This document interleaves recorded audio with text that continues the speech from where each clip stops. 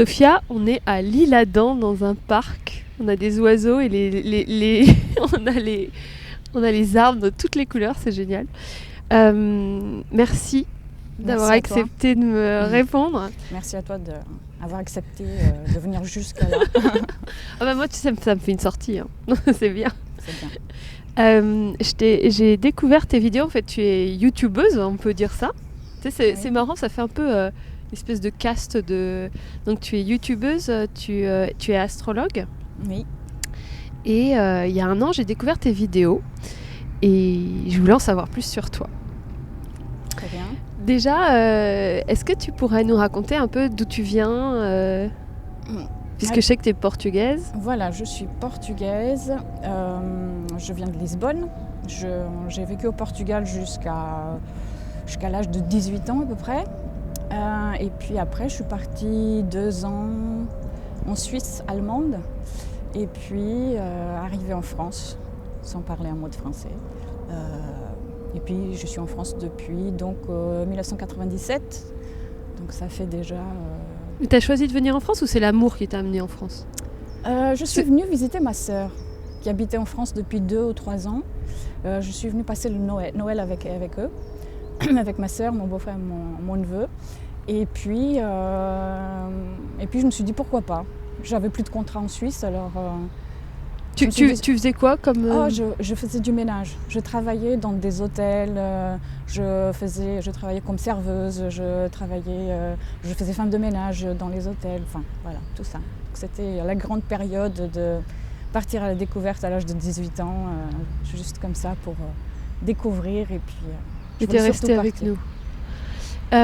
Comment tu as découvert l'astrologie ?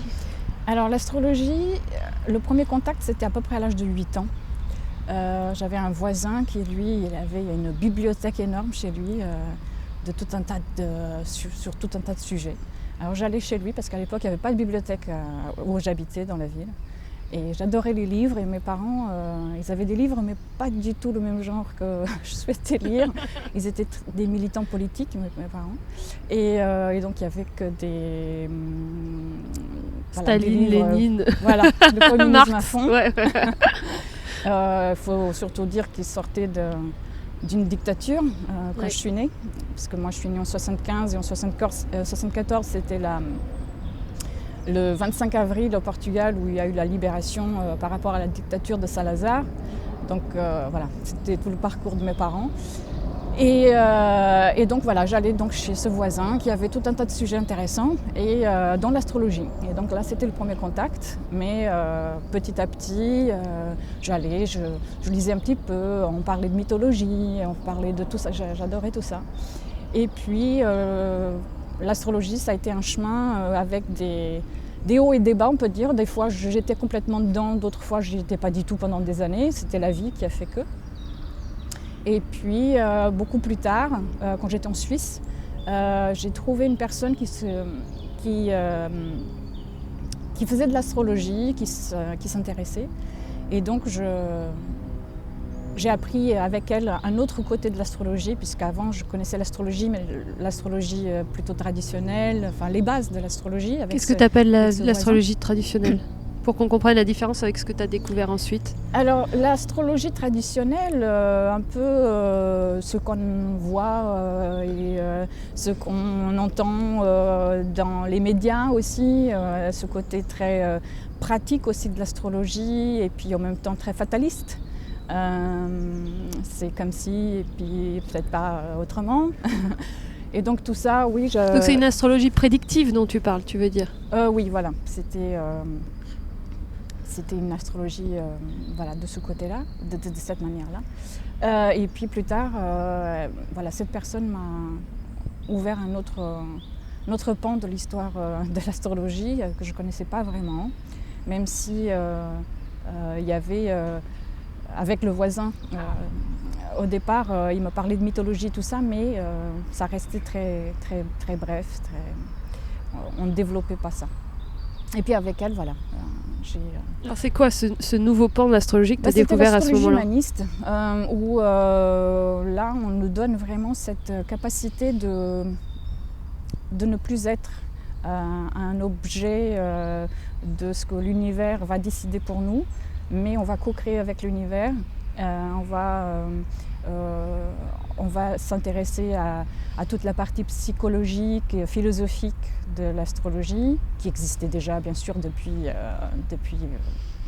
énormément de siècles. Mais qui n'était pas mise en valeur en fait.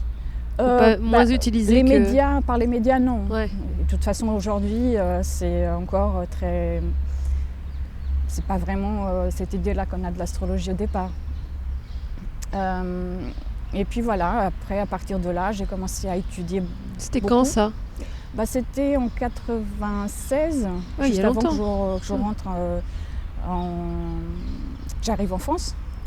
Et puis ça a fait encore que je suis venue en France, et puis il y a eu encore des périodes où je n'étais plus du tout en train d'étudier que l'astrologie, jusqu'à ce qu'il y a eu un jour où je me suis retrouvée à devoir aller chercher au-delà de ce que je ressentais à l'époque. Dans le travail que je faisais, il y avait un sentiment qu'il y avait quelque chose qui manquait. Et là, je me suis à nouveau retournée vers l'astrologie pour mieux comprendre d'où tout ça venait. Et c'est là, à partir de là, que j'ai eu une dépression qui a été assez importante en 2001, qui a duré à peu près 3 ans. Et donc toute cette période a fait que j'ai décidé de quitter le boulot que je faisais. Je suis partie travailler dans cette petite ville, dans un endroit assez caché où je travaillais à temps partiel. J'ai accepté de diminuer énormément le salaire, le tout, pour me dédier vraiment à quelque chose qui m'intéressait. Et j'ai passé 7 ans dans ce travail où je travaillais à temps partiel et où j'avais le reste du temps pour me dédier à l'étude de l'astrologie, mais tout un tas d'autres choses. Et puis aussi d'une pratique artistique qui m'a permis de... Oui, parce que ta chaîne s'appelle Astrologie et Créativité. Oui, c'était là où j'ai découvert la créativité. Je l'avais déjà en moi, mais je ne lui donnais pas vraiment d'importance. Et puis avec cette dépression, les thérapeutes avec qui j'ai travaillé à l'époque, et puis surtout un psychiatre qui était aussi psychothérapeute et qui a été extraordinaire. C'était quelqu'un qui n'était pas du tout dans l'idée de donner des médicaments, mais plutôt de parler et puis de me donner des livres. Voilà ce qu'il me donnait. Et à l'époque, il m'avait donné des livres de Viktor Frankl et des choses comme ça. Donc du coup, ça m'a ouvert. Ce livre-là de Viktor Frankl, ça a beaucoup changé l'idée de la logothérapie, dans l'idée qu'il faut avoir un but dans sa vie pour sortir toute cette créativité en soi, et puis en même temps pour être dans la vie. Et du coup, c'est tes lectures qui ont enclenché, c'est-à-dire qui ont fait ressurgir ta créativité, ou tu as eu un moment, quelque chose qui t'a fait basculer pour justement te lancer? J'ai pas un moment précis, à part cette époque-là. Oui, c'était sur 2-3 ans. Par rapport à l'astrologie, c'était une période où mes planètes personnelles recevaient des aspects de planètes, recevaient un dialogue, si tu veux, dans l'idée qu'elles recevaient, par exemple, j'avais le soleil, surtout la lune, qui recevait ma lune à moi, dans mon thème, qui recevait des aspects de Pluton très direct dans plusieurs thèmes, et j'avais aussi ce premier retour de Saturne, et tout ça c'était à peu près au même moment, sur 3 ans, 3-4 ans à peu près, et donc ça a amené à ce questionnement-là qui a fait que j'ai dû il y a eu cette période de dépression, et puis après d'éveil, enfin de micro-éveil, parce que je sais pas vraiment... Il n'y a pas vraiment un pas, c'est-à-dire parce que la créativité c'est quelque chose d'assez pratique. Toi, tu peins, c'est ça, ou oui. Tu peins. Donc comment t'es passé, c'est-à-dire que quand on ne sait pas que ça peut nous traverser, qu'on a ça en nous, comment tu t'es mis à un moment, t'as pris un pinceau, un crayon, je ne sais pas. Est-ce que Alors ça, j'ai toujours fait ça quand j'étais petite, mais ça me procurait du plaisir quand je le faisais. Je me sentais bien, j'étais à l'aise. Voilà. c'était quelque chose que j'aimais faire. J'ai même fait quelques petits concours quand j'étais enfant. Je chantais quand j'étais enfant dans une chorale. On faisait le tour de quelques endroits au Portugal. On faisait des mini-tournées. T'as fait une tournée? Oui, on a fait des mini-tournées. Et voilà, elle était déjà là, la créativité. Oui, et elle est là pour tout le monde de toute façon. Oui, d'accord, mais en fait, je me pose cette question de justement, elle est sous-jacente, elle est dans les profondeurs. Donc c'est Viktor Frankl, la lecture, ce psychiatre.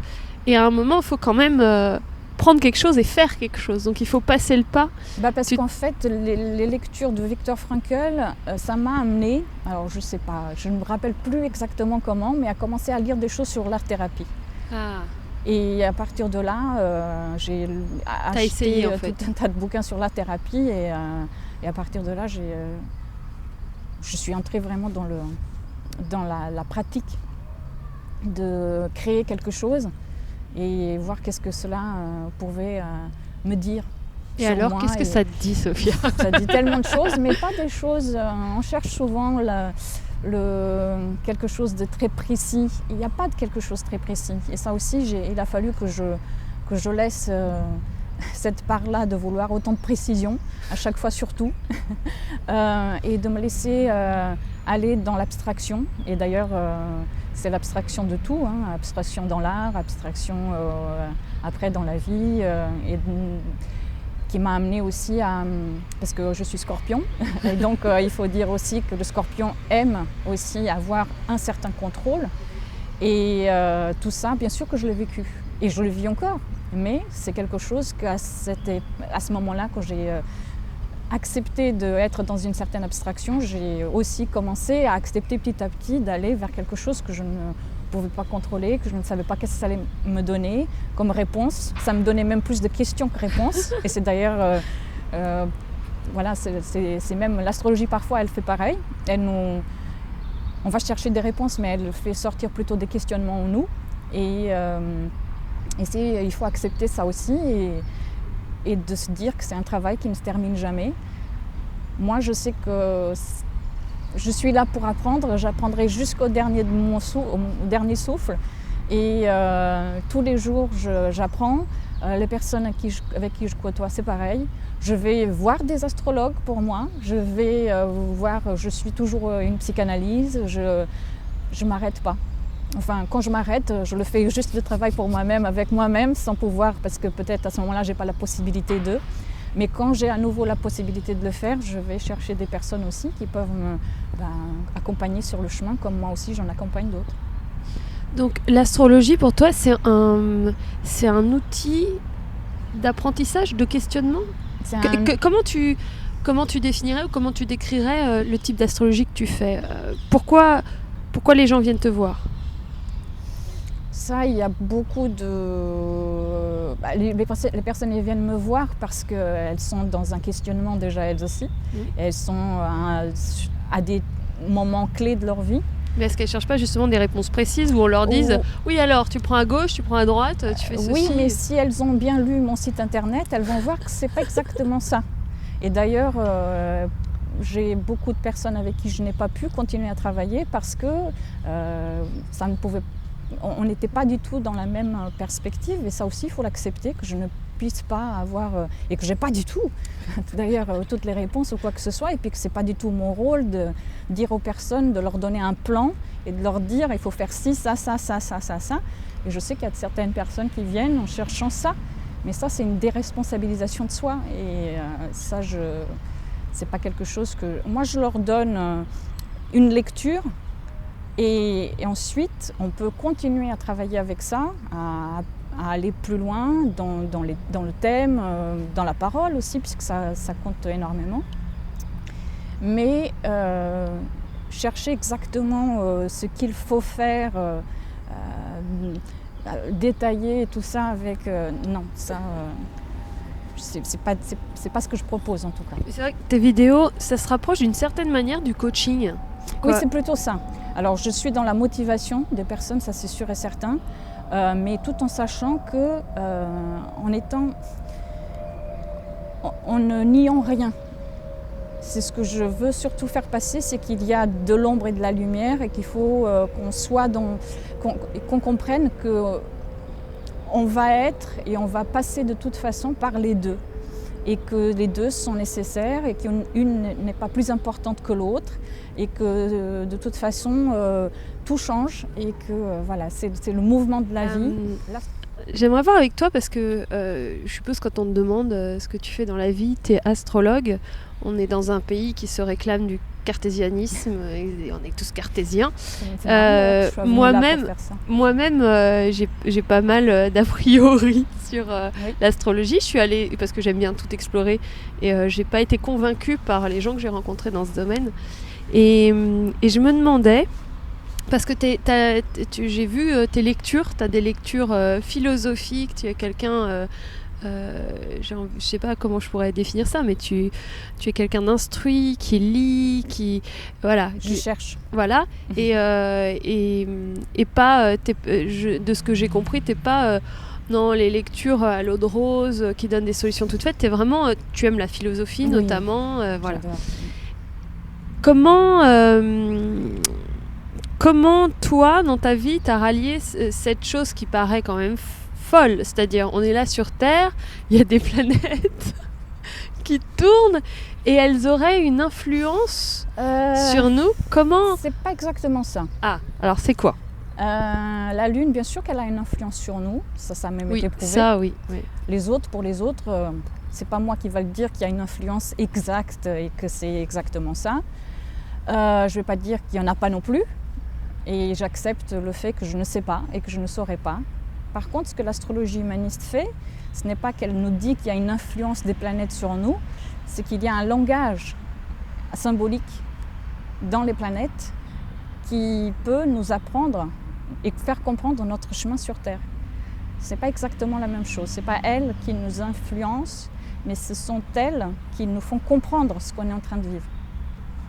Mais pourtant, quelqu'un qui regarderait les planètes te dise, elles tournent, toujours, voilà, donc... c'est étonnant quand même. Mais elle ne rétrograde pas, par exemple. Et ça, elle ne rétrograde pas dans la réalité. C'est une illusion visuelle. On dit toujours la rétrogradation de telle et telle planète parce que c'est notre vision. Oui, c'est du vision vue de Terre. Voilà. Ouais. Donc encore une fois, c'est notre vision aussi de la façon. Mais je suppose que les gens que tu rencontres, il y a soit de la fascination pour l'astrologie, soit carrément de la répulsion. Tu as dû avoir affaire à des... Non. Oh non. Les c'est gens vrai qui viennent à moi, ils ne viennent pas, non. Tu veux dire en dehors des consultations ? Oui, bien sûr. Il y a des gens que tu rencontres dans la vie, comme sûr. ça, tu es à un dîner, tu dis ce que tu fais. Tu dois avoir des réactions quand même... Oui, il y a des petits sourires. C'est pas grave. Je ne m'arrête pas à ça parce que sinon je ne ferais rien. Et je fais ce qui me parle à moi. Après, c'est sûr que... Mais comment toi tu l'as rationalisé pour toi ? Ou est-ce que ça fait partie du lâcher-prise dont tu as parlé tout à l'heure ou c'est les deux. Je suis quand même quelqu'un de très rationnel. Oui, c'est ça que je sens. C'est ça qui est marrant. J'ai beaucoup d'intuition. Et à un moment donné, dans cette première partie de vie, j'étais peut-être trop dans la rationalisation de tout. Et à un moment donné, je me suis dit que ça ne pouvait pas être que ça. Et donc c'est là que j'ai accepté cette abstraction-là, que je ne peux pas complètement définir et délimiter, mais en tout cas, quand je mélange les deux, ça me donne un sentiment d'appartenance et ça me donne du sens. Et toi, tu l'utilises personnellement, c'est-à-dire tu regardes ton thème Je regarde mon thème, mais je vais voir aussi d'autres astrologues parce que c'est difficile de sortir de ce qu'on a comme idée, de ce qu'on se fait comme idée. Donc bien sûr que j'accepte aussi ce que les autres ils ont à me dire. Il y a aussi des styles d'interprétation en fait de ce que je crois percevoir. Donc chaque planète exprime, on va dire, quelque chose, et suivant comment elles sont configurées, chacun va dire ça en conjonction ou je ne sais quoi avec ça peut vouloir dire ça. Donc vous avez chacun un style. Alors il y a déjà plusieurs courants astrologiques, il y a plusieurs écoles d'astrologie complètement différentes, avec une même base. Et puis là-dedans, il y a encore des astrologues qui vont bien sûr chacun avoir leur façon de lire Et ça aussi, c'est beaucoup par rapport... quand on connaît l'astrologie, on sait que quelqu'un qui peut-être a beaucoup de terre, l'élément terre dans son thème, ou quelqu'un qui a beaucoup d'eau, vont avoir une vision de la vie différente. Et donc pour les astrologues, c'est pareil, ils vont aussi avoir une façon différente de lire les thèmes selon aussi leur constitution et leur thème à eux. Et donc ça va faire tout un tas d'astrologies différentes, tout un tas d'interprétations différentes. Mais qui peuvent être toutes justes Parce que c'est peut-être là le souci, de chercher la justesse, alors qu'il faut chercher la justesse pour soi. Qu'est-ce qui me parle à moi? Ou peut-être même le questionnement, parce que même ce qui est faux nous amène à... Bien sûr, à un autre chemin. Je vais te poser la dernière question, la question fil rouge de mon blog. J'aimerais savoir peut-être quelle est ta vision, ou bien toi, qu'est-ce qui t'aide à être plus heureuse dans la vie? Qu'est-ce que tu as appris et qui t'aide à être plus heureuse dans la vie? Alors c'est le jour, je crois, et puis c'est pas exactement un jour, c'est pas arrivé ce jour-là, mais c'est une continuité. Mais quand j'ai commencé à accepter la part d'ombre et la part de lumière qu'on a en nous, et que rien ne reste figé, que tout est en perpétuelle transformation, que nous sommes des êtres sans cesse en train de nous engendrer tous les jours, et que ce qui est bon aujourd'hui sera mauvais demain, et ce qui est de mauvais demain, ce sera bon dans 2 jours. L'idée, c'est toujours ça, c'est de ne pas rester figé sur quelque chose et ne pas stagner. Et ne pas stagner, c'est apprendre, c'est être curieux de la vie, c'est être dans une approche d'ouverture. Et du coup, ça veut dire qu'il y a un but ou parce que donc on bouge tout le temps, mais est-ce qu'on tend vers quelque chose ou... Alors pour moi, le but, c'est beaucoup plus large, c'est pas un but juste personnel. Un jour, je me suis réveillée avec une phrase à la bouche qui était « Nous sommes des cellules d'un grand géant ». Et ça a été quelque chose qui a beaucoup changé dans ma vie, pas mal d'idées que j'avais.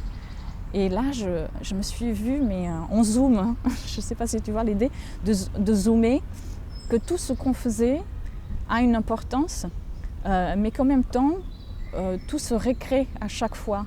Et comme tu disais tout à l'heure, quand on prend un chemin qui peut sembler faux ou pas bien à un moment donné, il va très certainement engendrer un autre chemin qui va nous amener quelque part autre. Et donc c'est l'idée qu'il n'y a pas d'erreur, il n'y a pas d'échec, il y a ce qu'on fait avec tout ça.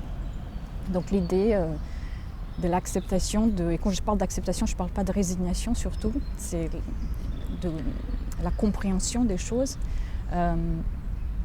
Et voilà, c'est cette idée qu'il y a bien sûr la dualité partout, elle est présente partout, mais en même temps il faut regarder au-delà de ça.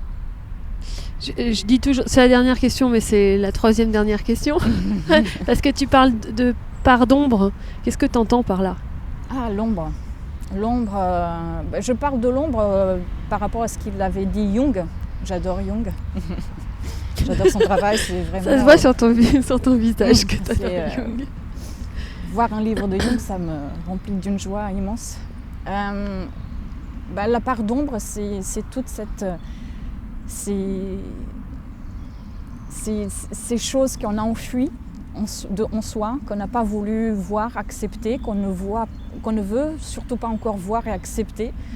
Et puis en même temps, dans l'ombre, il y a tout un panel de choses et qui sont plutôt des forces et des qualités qu'on n'utilise pas.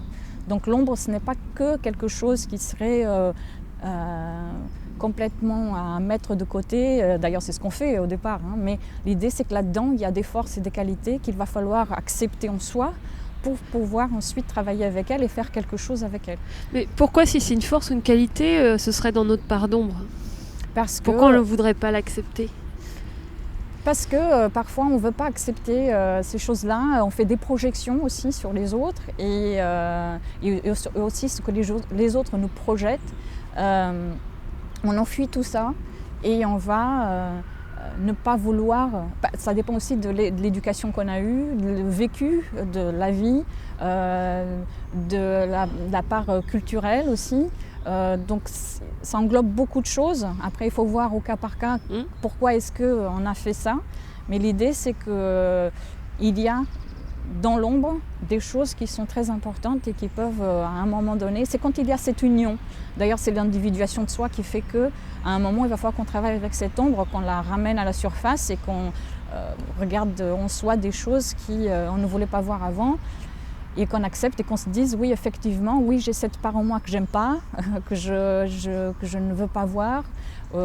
Parce que souvent, c'est quand on voit quelque chose dans l'autre qu'on n'aime pas, ça veut dire que elle est en nous. Et on ne veut pas l'accepter, ça. On ne veut pas accepter la colère de l'autre, on ne veut pas accepter... Mais pourtant, moi aussi, j'ai de la colère. Moi aussi, j'ai tout un tas d'autres choses que je ne veux pas avoir dans l'autre et qui me parlent, mais que je ne veux pas savoir. Écoute, merci pour ce voyage avec l'astrologie. Merci à toi. Je vais explorer mes ombres. Merci à toi.